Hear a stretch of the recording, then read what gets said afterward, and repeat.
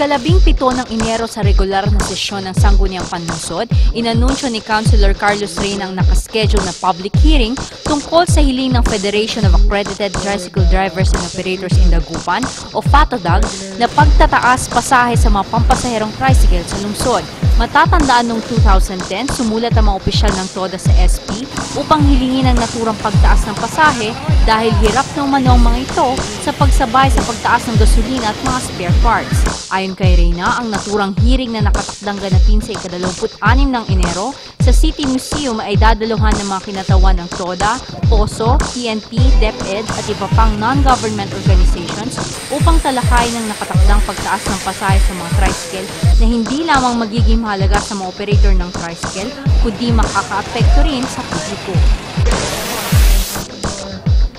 Malugod na binati ng mga miyembro ng Sangguniang Panlungsod si Councilor Guillermo Vallejos sa regular na sesyon ng SP noong ika-17 ng Enero sa pagkakahirang nito bilang bagong Regional Treasurer para sa Region 1 sa ginanap na National Liga ng mga Barangay Elections noong ika-14 ng Enero, Biyernes sa Heritage Hotel, Pasay City. Pabirong ikinuwento ng konsihal na kinabahan siya ng magsimulang nominasyon para sa rehiyon dahil siya ang unang nanomina para sa naturang posisyon, ngunit naibsan ito nang wala ng sumunod pang nominasyon at nagpagkasundang siya na ang hiranging ingat yaman para sa Region 1. Nang dumating po ang pagpili sa treasurer para sa Region 1, bigla po akong kinabahan. Dahil mayroon pong nag-nominate sa inyong karang lingkod. Kinakabahan po ako dahil walang ibang pang-nominate. Tayo po ay unopposed. Kata-kataka, hindi po ba Treasurer ng National Liga, Region 1 sa Tagalog, ingat, yaman. Sa Pangasinan, maato ng kwarta.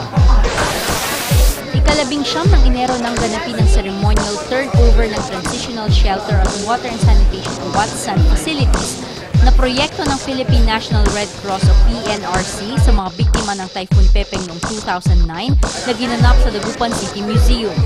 Sa pakikipagtulungan ng PNRC sa International Federation of Red Cross o IFRC and Red Crescent Societies, naging matagumpay ang pagbuo ng shelter program na pakikinabangan ng 29 na Dagupenyo na nasalanta ng Bagyong Pepeng. Kaugnay nito, mabibigyan rin ng latrino palikuran ng ilang mga paaralan sa lungsod, kabilang ang Judge Jose de Venecia Memorial National High School.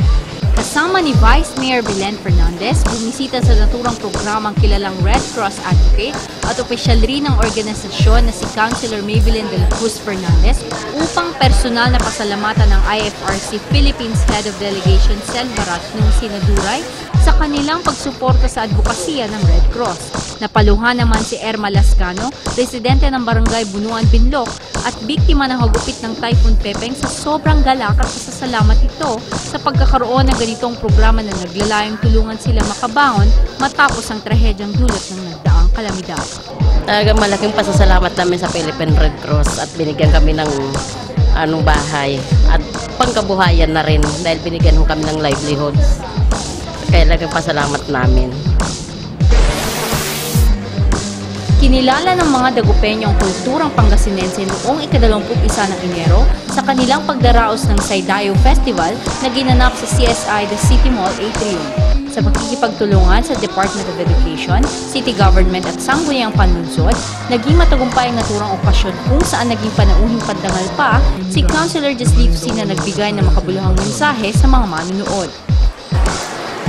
Sa panagsayaw, panagtansyon, panagpintor, hinaratan at gagamitan tayo, yadalan na artist ng kultura kapag ituloy yan na binay sa salitan Pangasinan. Binigyang pagkilala rin ang natatanging talento ng mga Pangasinense, kabilang ng isang haligi sa pagguhit at eskultura at anak ng Dagupan na si Feliciano Tenonas. Sa araw na iyon, ipinakita ng mga school children mula sa iba't ibang eskwelahan sa lungsod ang kanilang pagbibigay pugay sa wikang Pangasinan sa pamamagitan ng pakikilhok sa paligsahan sa pag-awit at pagsayaw ng ilang Pangasinan folk songs and dances.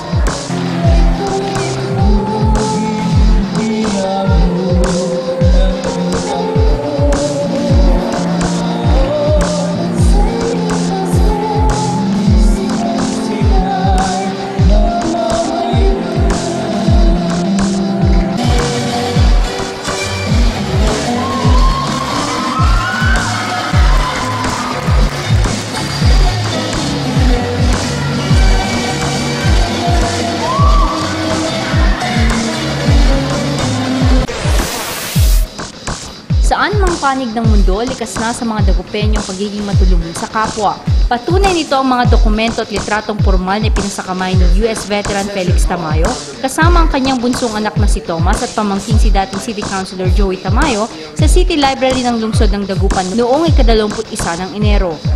Nilalaman ng mga dokumento ang mga litrato at programa ng mga fundraising activities tulad ng dinner ball, Valentine celebration at iba pang gawaing nakalikom ng pondong nakatulong sa pagpapagawa ng mga ospital at pagbibigay ng scholarship sa mga Dagupenyo. Ito ay naisakatuparan sa pamamagitan ng Samahan ng mga Dagupenyo sa San Diego o Dagupan City Club of San Diego na nabuo mula pa noong 1975. Si Tamayo ang siyang pinakaunang presidente ng nasabing samahan. Si Linda Caragan na tubong bunuan naman ang siyang kasalukuyang presidente nito na mayroon ngayong humigit kumulang 200 miyembro. There have been gifts of food, gifts of medical supplies, gifts of scholastic supplies, as well as medical equipment that has been donated to different hospitals here in Dagupan. And that's all documented here over the years. So the money was fundraised by the Dagupeños in San Diego through all of their activities such as dinner dance, a Valentine's ball, a Christmas party, always raising funds for scholarship for the children of Dagupeños and community service.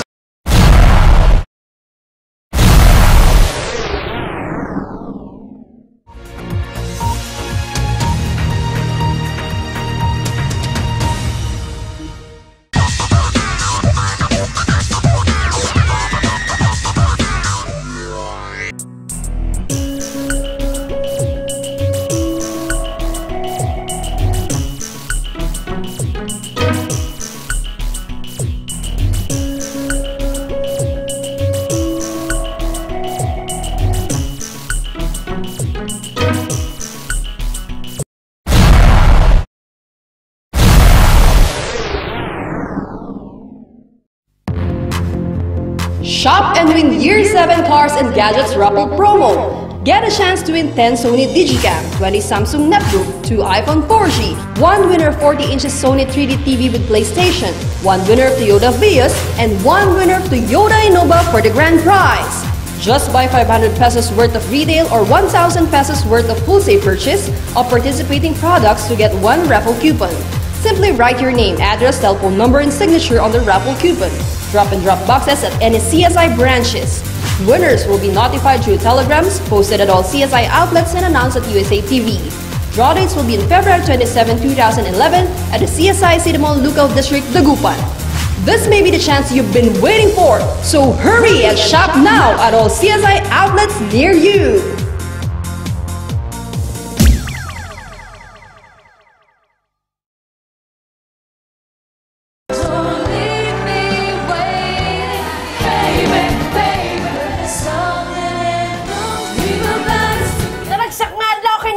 Dagupan? Humanda na kayo dahil ang paborito niyong Asap-sessionistas ay live na live sa Dagupan! February 14, 2011 sa CSI Stadium, Lookout, Dagupan City! Get your tickets now and for ticket reservations, call 0922-808-2160 and look for Lucy!